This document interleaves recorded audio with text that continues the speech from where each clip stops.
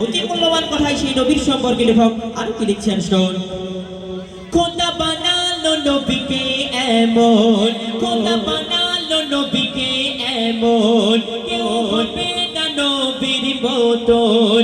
ঝলমল নুরানি চেহারা, মিঠা মিঠা মধুর বচন। মোর নবী কথা বলে যখন, যখন মোর নবী কথা বলে যখন, সবার মনে হয় তখন নবীজির কাছে বসে শুনবো গো সারা জীবন।